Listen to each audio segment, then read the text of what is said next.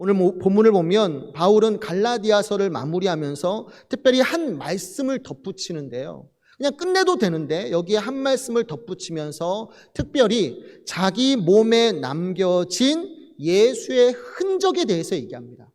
자기 몸에 남겨진 예수의 흔적에 대해서 얘기하는데 오늘 이 예수의 흔적에 대해서 함께 살펴보면서 여기는 저와 여러분들도 다른 것이 아니라요. 내 삶에 그리고 내 마음에 내 몸에 다른 흔적이 아니라 예수의 흔적들, 이러한 예수의 흔적들을 많이 남기시는 아름답고 복된 인생들 되시기를 주님의 이름으로 축원해 드립니다. 본문 17절을 다시 한번 보도록 합시다. 17절 말씀을 보면 이후로는 누구든지 나를 괴롭게 하지 말라. 내가 내 몸에 예수의 흔적을 지니고 있노라. 아멘. 말씀의 전반부를 보면 바울은 자기 몸에 새겨진 예수의 흔적을 보이기 전에 이후로는 누구든지 나를 괴롭게 하지 말라라고 경고하고 있는데, 그러면 그가 당시에 당하고 있었던 괴로움이라는 것이 구체적으로 무엇인가? 그러니까 바울이 사람들 앞에서 자기 몸에 새겨진 예수의 흔적을 내민 까닭이 있단 말이에요. 그냥 아무런 생각 없이 그냥 이 얘기를 하는 것이 아니라 어떤 대상을 향해서 봐라, 내 몸에는 이와 같이 예수의 흔적들이 있다라면서 이제 더 이상 나를 괴롭게 하지 말라, 고통을 주지 마라 라고 무섭게 명령하고 있는데, 그러면 도대체 그가 당하고 있는 괴로움이 뭔가, 그리고 왜 이런 상황에서 그가 예수의 흔적들을 증거로 내밀고 있는가, 우리가 좀 차례대로 좀 살펴보도록 합시다. 먼저 바울이 당하고 있었던 괴로움, 바울이 당하고 있었던 괴로움에는 크게 두 가지가 있다고 볼 수 있습니다. 첫째로는 교회가 당하는 괴로움이 있어요. 갈라디아 교회를 향한 유대주의자들의 공격으로 말미암아 교회가 지금 무너질 위기에 처해 있으니까, 복음에서 율법으로 돌아가려는 배교의 위기에 처해 있으니까 그 소식을 멀리서 들은 바울 목사님의 마음에 괴로움이 있게 된 거예요. 이게 첫 번째 괴로움이고요. 둘째로는 바울은 자신의 사도직과 이신칭의의 복음에 대한 공격을 많이 받았어요. 개인적인 괴로움이에요. 많은 사람들이 지금 바울의 사도직을 의심하고 부인하기 때문에 1장 1절에서부터 자기의 사도직에 대해서 변호하고 있다는 거죠. 여러분들, 사도가 무엇인가요?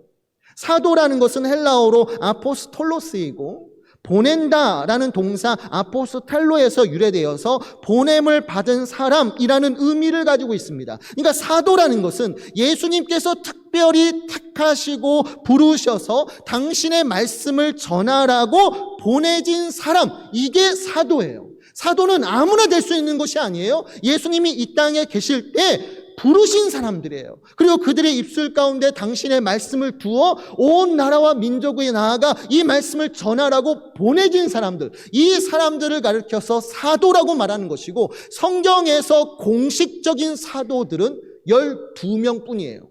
베드로, 요한을 시작해서 가룟 유다까지. 근데 가룟 유다는 나중에 죽잖아요. 대신 투표를 통해서 마띠아가 들어와서 공적인 12명의 사도들은 이들이에요. 근데 문제는 뭐냐면 사도 바울의 같은 경우에는 바울은 다른 사도들인 베드로나 요한처럼 예수님이 이 땅에 계실 때 직접적으로 부르심이나 가르침을 받은 사실이 없어요. 그러니까 베드로와 요한은 예수님이 이 땅에 살아 계실 때 부르셨잖아요. 만나시고 부르시고 당신의 사도로 보내셨잖아요. 그러니까 베드로와 요한은 모두가 인정하는 사도들이에요. 근데 바울은 이런 일이 없어요.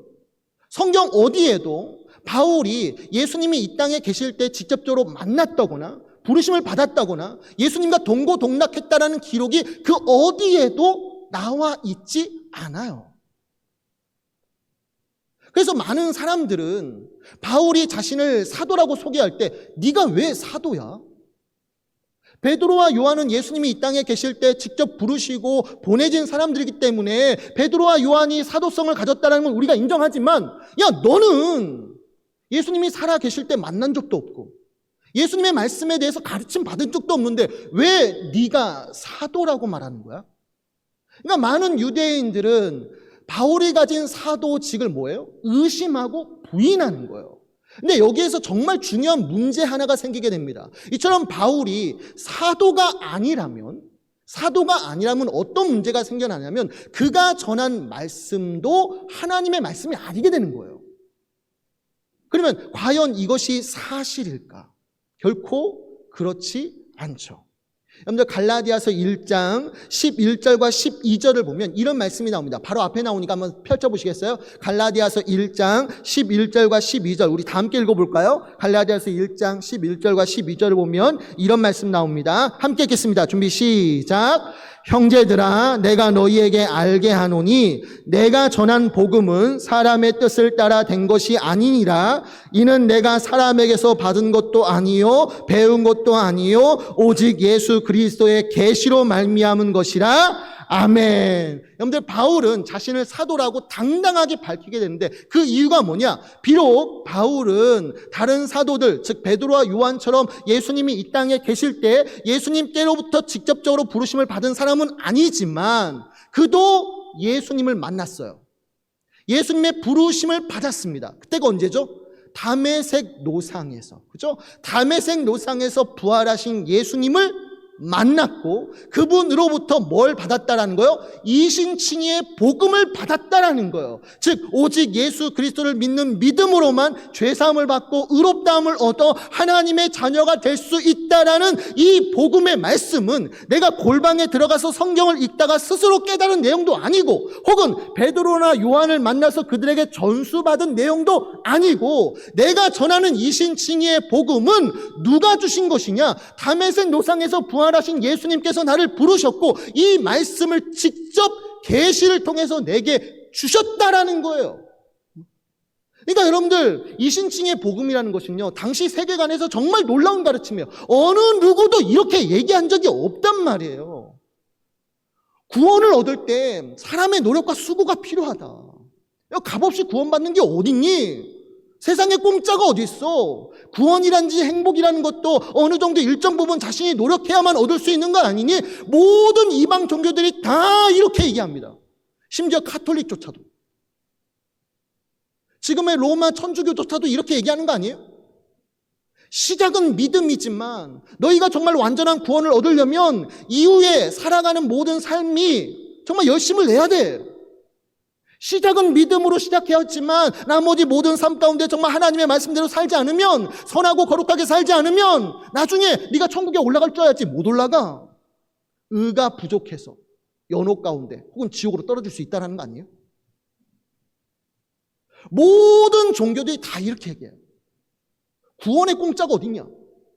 어떤 노력이나 수고가 일정 부분 들어가야 한다고 얘기하는 거예요. 근데 이러한 세계 속에서, 이러한 시대 속에서 오직 바울만큼은 그렇지 않다. 그렇지 않다. 구원은 오직 예수님을 믿는 믿음만으로 된다. 여기에 다른 무엇인가를 첨가하거나 덧붙일 필요가 없다. 오직 예수님을 믿는 믿음만 가지고 있으면 할례를 받지 않아도 율법을 온전히 지키지 않아도 얼마든지 의롭다함을 얻어 천국에 들어갈 수 있어. 세상 모든 사람들이 깜짝 놀라죠. 그러다 보니까 많은 사람들이 사도 바울의 말씀을 부인하는 거예요. 그게 말이 되냐? 이단적인 가르침이라고 공격하는 거예요. 근데 바울은 말하는 거예요. 아니야.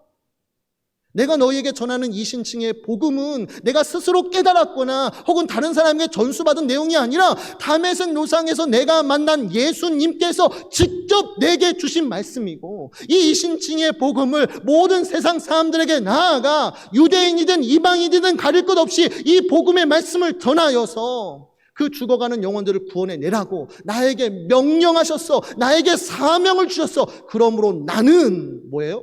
사도라는 거예요. 그리고 내가 전하는 이신칭의 복음도 진리라는 것을 분명히 밝혀두고 있는 것이죠. 근데 세상에 있는 많은 유대인들은 많은 사람들 그걸 믿지 않는 거예요. 공격하는 거예요. 막 공격하는 거예요. 너는 가짜 사도야. 네가 하는 모든 말들은 다 거짓말이야. 가는 곳마다 대적들의 공격으로 말미암아 그 마음에 괴로움이 가득하게 된 것이죠. 자, 그렇다면 이처럼 바울이 세상으로부터 너는 가짜 사도이고 하는 모든 말도 다 거짓말이야 라는 말도 안 되는 공격과 핍박을 받을 때 바울은 그렇지 않다. 나는 분명히 하나님이 부르신 사도이고 내가 전하는 말씀도 인간적인 말이 아니라 하나님의 말씀이야 라는 것을 밝히기 위해서 어떻게 했을까요? 그는 구차하게 변명하거나 혹은 눈에는 눈, 이에는 이라는 식으로 그들과 똑같이 맞서 싸우거나 말다툼하지 않았어요. 그 순간에 딱 한 가지 증거만을 제시했어요. 너는 가짜 사도야. 네가 하는 모든 말은 다 거짓말이야. 네가 무슨 신자야? 아니야. 공격하는 사람들에게 아니다라는 것을 분명하게 드러나기 위해서 딱 한 가지 증거를 제시하는데 그게 뭐냐면 내 몸에 새겨진 예수의 흔적을 보이는 거예요.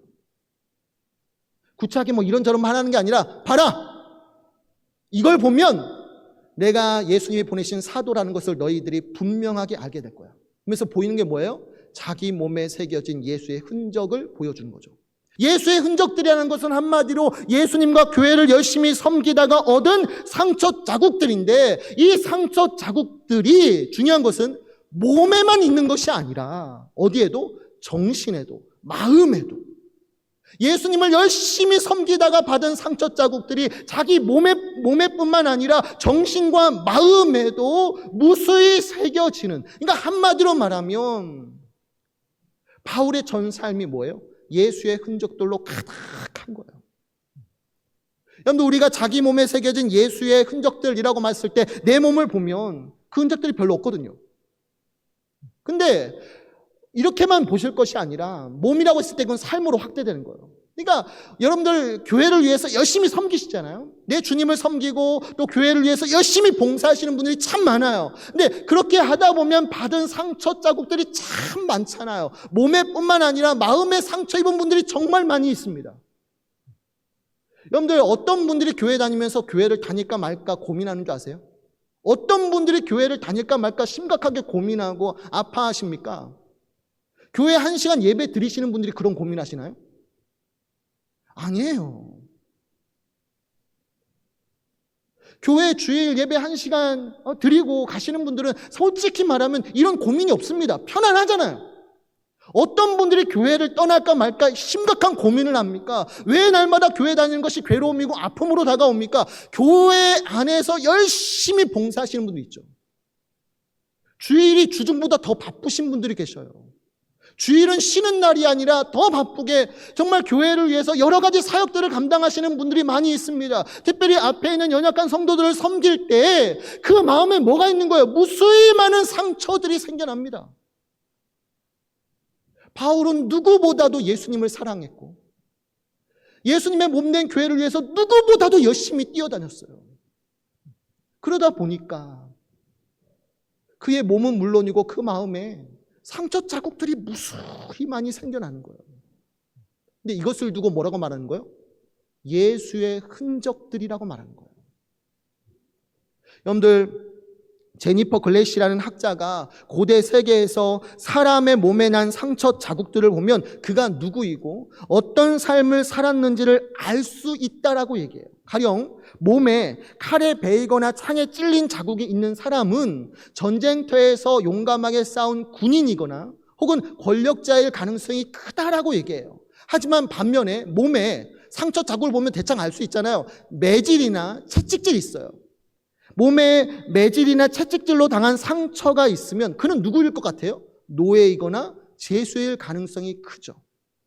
또한 전쟁터에서 난 상처일지라도 이 상처가 몸의 어디 부위에 났느냐도 굉장히 중요해요.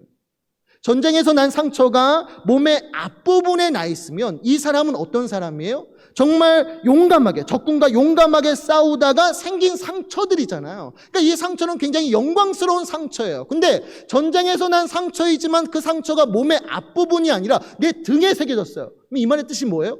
이 사람은 적군과 싸우다가 비겁하게 도망치다가 등에 이런 상처가 나게 된 것이죠. 그러니까 굉장히 치욕스러운 상처예요. 그러니까 몸에 난 상처만 잘 둘러봐도 이 사람이 누구인가, 어떤 삶을 살았는가를 알 수 있는 거예요. 그래서 한 로마 군인은 전쟁터에서 얻은 몸의 상처를 보이면서 다음처럼 말했다고 하죠. 나는 몸에 영광스러운 상처로 가득하다. 모든 몸의 상처가 내 몸의 앞부분에 있다. 자기 몸에 드러난 상처, 그 중에서도 몸의 앞에 나 있는 상처를 영광스럽게 생각하는 거죠. 그러면 바울의 몸에 난 상처 자국은 주로 어떤 형태이고 어디 부분에 나 있을까요? 바울의 몸에도 예수의 흔적들, 예수를 섬기다가 열심히 받은 상처 자국들이 무수히 많이 있는데 그 상처 자국들의 형태라든지 그게 어디에 나 있을까요? 대부분이 그 상처의 형태를 보면 칼에 베이거나 창에 찔린 자국들이 아니고 대부분이 뭐예요? 매질이나 채찍질 형태예요. 노예나 제수들이 받았을 매질이나 채찍질 형태가 그의 몸에 가득하고요. 그 매질과 채찍질의 상처 자국이 주로 어디에 나 있죠? 몸의 앞부분입니까? 아닙니다. 몸의 뒷부분에 거의 매질과 채찍질이 나 있는 거예요. 그러니까 세상 사람들이 볼 때 바울의 몸에 새겨진 상처들은 어떤 상처예요? 굉장히 수치스럽고 부끄럽고 모욕적인 상처예요. 칼에 베거나 창에 찔린 자국이 아니라 노예에게 있을 법한 매질과 채찍질의 형태가 있고 그게 몸의 뒤쪽에 나 있으니까 세상 사람들이 봤을 때 이 바울의 몸에 새겨진 예수의 흔적들은 굉장히 치욕스러운 상처일 수밖에 없는 거예요. 근데 정작 중요한 것은 바울 스스로가 자기 몸에 난 상처 자국들을 바라볼 때 그것을 조금도 부끄럽게 생각하지 않았다라는 거예요. 오히려 이것을 다른 사람들에게 당당히 드러내요. 당당히 밝혀요. 이 말의 뜻은 자기의 몸에 난 상처 자국들을 굉장히 영광스럽게 생각한다는 거예요. 이 이유가 뭐죠? 왜 바울은 자기 등에 새겨진 매질과 채찍질의 자국을 수치스럽게 생각하지 않고 영광스럽게 생각합니까? 간단합니다. 자기 몸에 새겨진 이 모든 상처들은 자기를 위해서 상결한 상처들이 아니거든요. 자신이나 혹은 세상의 우상들, 세상의 돈을 쫓다가 생겨난 상처들이 아니잖아요. 세상의 명예를 쫓다가 생겨난 상처들이 아니잖아요. 세상의 권력을 쫓다가 생겨난 상처가 아니잖아요. 세상에 속한 사람들처럼 이 땅에서 잘 먹고 잘 살기 위해서, 내가 부귀 영화를 누리기 위해서 아침부터 저녁까지 열심히 일하다가 받은 상처 자국들이 아니라 바울의 몸에 새겨진 상처 자국들은 자신이 아닌 오직 예수님과 그분의 몸된 교회를 위해서 열심히 섬기다가 받은 상처 자국들이기 때문에 바울이 볼 때 이것은요, 세상의 그 어떤 명예보다도 더 좋은 것이고 더 영광스러운 상처라고 생각하는 거예요. 여러분, 오늘날 내 몸에도 상처 자국들이 많아요. 저와 여러분들의 삶 속에도 무수히 많은 흔적들이 있지 않습니까?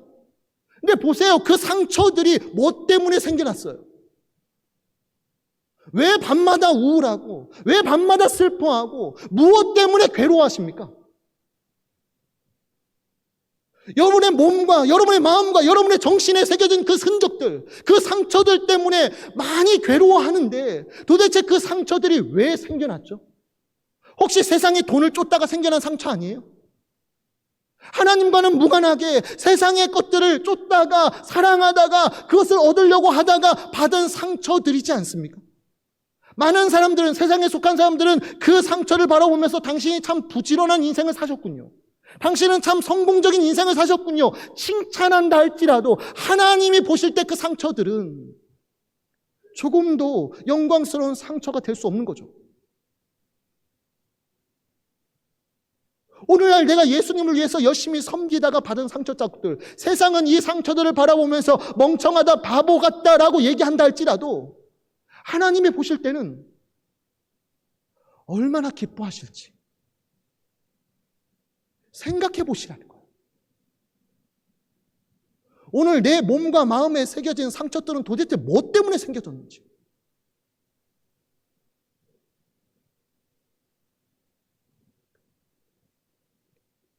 여러분들, 마지막 이야기만 하고 마칠게요. 중국 삼국 시대에, 삼국지 있죠.